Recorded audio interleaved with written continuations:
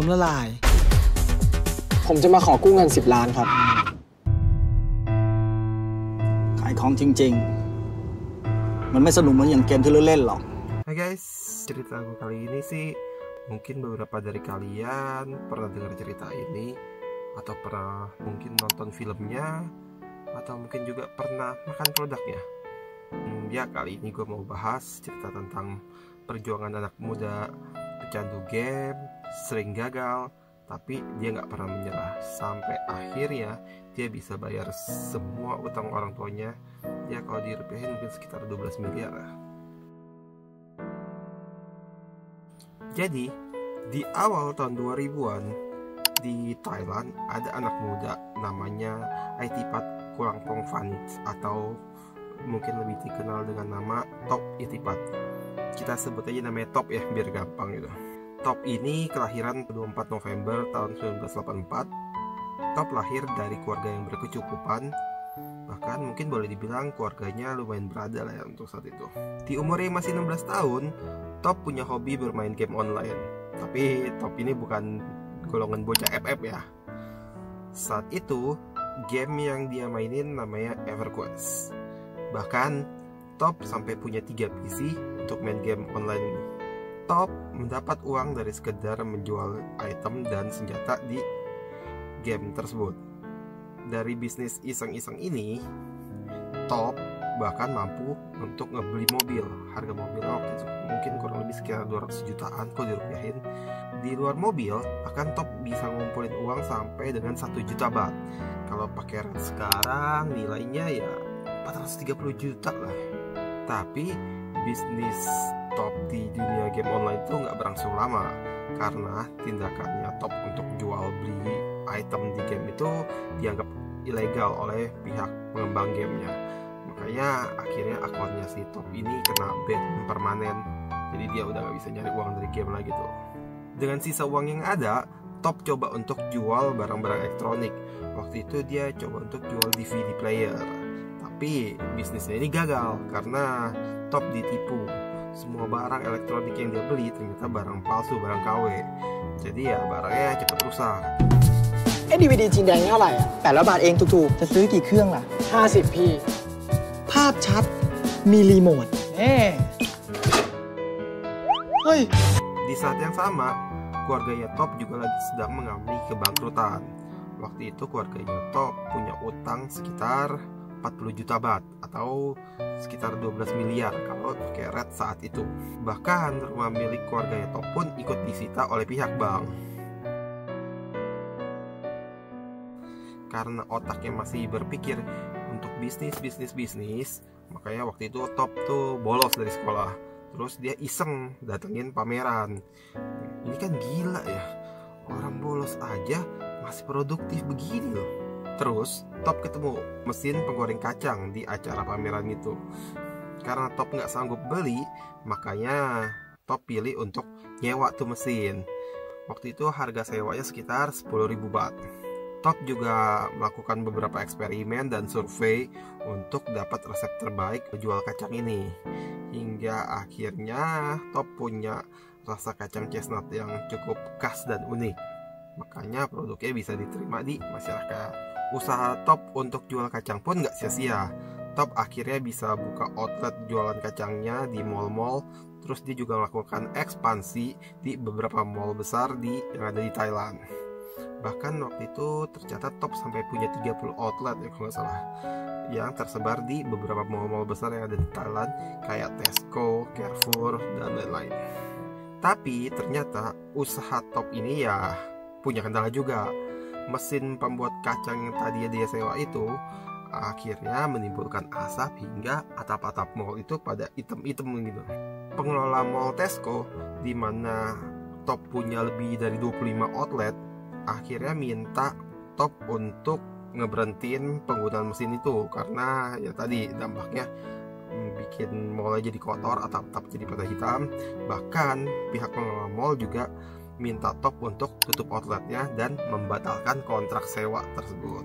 นี่อะไรเนี่ยท็อปจะขายเกาลัดปลาอุ้ยแค่วันแรกยังขายกระฉูดขนาดนี้ขยายสาขากันเลยไหม ใจเย็นๆน้องท็อปนี่เพิ่งขายวันแรกเองนะเนี่ย แม่งเงียบเชี่ย Di titik ini, Top tuh hampir putus asa. Orang tuanya yang kelilit utang akhirnya memutuskan untuk kabur, mungkin ibaratnya kabur ke Cina. Tapi Top nggak nyerah, Top tetap ngotot, dia pengen bertahan di Thailand. Dari bisnis jual kacang, Top beralih haluan ke bisnis rumput laut goreng. Makanan cemilan ini pertama kali Top tuh tahu dibawain sama pacarnya. Top akhirnya mencoba untuk membeli beberapa kardus rumput laut. Tapi dia punya masalah karena rumput laut yang Top coba produksi itu tuh cuma bertahan selama 1 minggu. Setelah 1 minggu ya rumputnya pada rusak, pada basi. Akhirnya Top coba untuk mendatangi profesor di bidang pangan untuk cari solusi ini. Dan akhirnya profesor tersebut berhasil membantu Top. Jadi biar makanannya nggak gampang basi, dikasih solusi untuk bikin vakum kemasan dan ganti udara di dalam itu dengan nitrogen. Jadi kualitas makanannya bisa bertahan agak lebih lama lah. Setelah produk yang cepat basi, tantangan Top berikutnya adalah Top tuh nggak bisa masuk rumput laut karena basicnya kan dia memang nggak punya dasar di rumput laut ya. Jadi beberapa kali dia coba untuk masak itu rasanya pahit, dicoba untuk goreng pahit. Bahkan saat itu untuk proses research and development-nya ini atau R&D ya si Top ini, dia tuh ngabisin duit sekitar 100.000 baht atau kalau pakai rate saat itu sekitar 28 juta lah. 28 juta dia goreng habis itu buat bikin rumput laut pahit, bikin rumput laut pahit, bikin rumput pahit. Sampai akhirnya setelah entah kesekian berapa ratus kali dia mencoba untuk goreng-goreng, dia menemukan resep rahasia di mana setelah dia goreng hasilnya lumayan dan dia coba kasih ke beberapa keluarganya untuk coba dan mereka semua bilang enak. Dan dari sini Top udah mulai percaya diri untuk oke, gue jualan rumput laut goreng. Inspirasi pemasaran rumput laut Top ini terjadi saat Top lagi belanja tuh di minimarket yang paling banyak di Thailand, yaitu 7-Eleven. Mungkin kalau lo yang pernah ke Thailand ya lo bisa lihat lah ya seberapa banyak 7 ada di sana. Kalau dibandingin dengan di Indo mungkin itu kayak perbandingan kayak Alfa dan Indomaret digabung jadi satu. Ya sebanyak itulah kira-kira. Lo bisa kebayangkan lo masuk dalam satu gang itu isinya bisa ada 2, 3, 4 7 berjejer. Jadi ya sebanyak itu emang 7 di Thailand. Balik lagi ke topik. Jadi waktu Top abis belanja di 7 itu, dia ingat tuh sama pelajaran dulu di sekolahnya. Jadi daripada dia makan biaya dan waktu untuk buka outlet yang banyak, akan lebih cepat bila dia titipin dagangannya ke minimarket yang emang udah punya ribuan stores Thailand. Tapi ternyata nggak semudah itu Ferguson. 7 punya standar yang cukup ketat untuk bermitra, mulai dari packaging rumput lautnya Top yang saat itu packagingnya masih besar banget ya, jadi makan space serak-kerak di 7 gitu, jadi 7 nolak. Kemudian ada persyaratan untuk kuantitas produksinya, dan terakhir ada survei pabrik tempat produksi produk-produk yang akan dipasarin di 7. Pada dasarnya Top ini kan emang home industry ya, jadi dia masak di dapur rumahnya sendiri tuh. Pihak 7 minta dia harus punya pabrik untuk pastiin ketersediaan stoknya untuk seluruh outlet 7 tuh. Nah, duit dari mana coba? Dia tuh waktu itu umurnya baru 19 tahun, suruh bikin pabrik, duit dari mana? Waktu itu Top sempat putus asa. Dia sempat kepikiran untuk nyusul orang tuanya ke Cina. Tapi sebelum dia berangkat ke Cina, dia mikir, oke, sekali lagi usaha terakhir gua gitu. Jadi saat itu Top pengen ajuin pinjaman ke bank untuk bikin pabrik. Tapi tentu aja pinjamannya ditolak karena bank mana gitu yang mau ngasih pinjaman ke anak umur 19 tahun dan jumlahnya pun besar. Karena semua pinjaman banknya ditolak, akhirnya dengan sangat terpaksa Top ngejual mobil kesayangannya. Mobil yang di awal tadi gue cerita hasil dia bermain game itu tuh, jadi mobilnya masih ada. Dan di titik ini mau gak mau dia ngelepas mobilnya, dia jual sebagai modal untuk bikin pabrik kecil-kecilan lah. untuk menuhin syarat yang diminta sama Sevel. Akhirnya Top bikin pabrik kecil untuk usaha rumput laut gorengnya di kantor kecil bekas punya orang tuanya dulu. Dengan sekuat tenaga, akhirnya Top bisa penuhin semua syarat dari Sevel tadi, sehingga produknya bisa dijual di 7-Eleven Thailand. Dalam jangka waktu 2 tahun setelah hari itu, Top Itipat akhirnya berhasil membayar lunas semua utang-utang orang tuanya yang bernilai waktu itu 12 miliar yang tadi gue bilang. Bahkan Top juga berhasil untuk nebus balik rumah keluarganya yang tadi disita oleh pihak bank.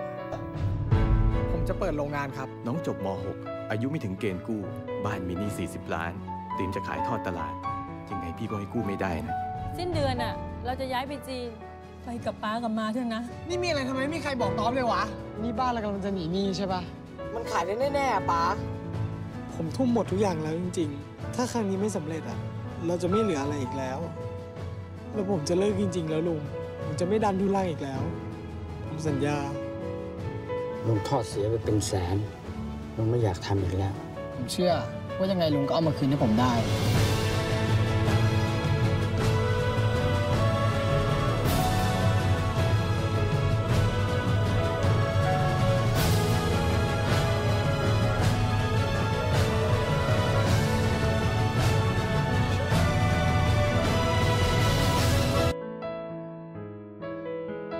Top Itipat di umur yang masih berusia 26 tahun udah punya 2.500 karyawan dan juga udah bisa ekspor produknya ke 27 negara termasuk di Indonesia.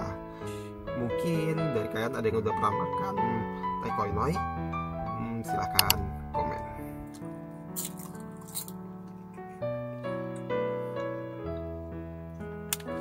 Top juga punya perkebunan rumput lautnya sendiri di Korea Selatan dan pendapatan Top per tahun itu ada di angka 1,5 miliar baht atau setara dengan 656 miliar rupiah pakai rate sekarang.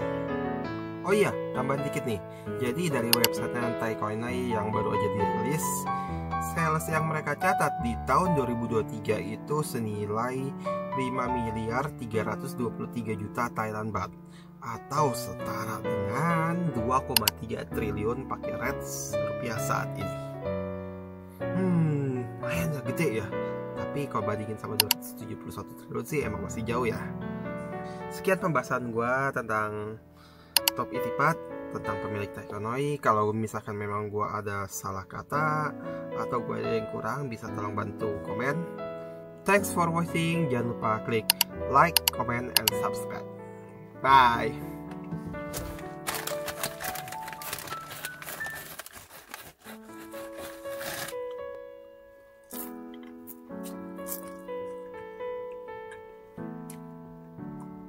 Ini belum off ya?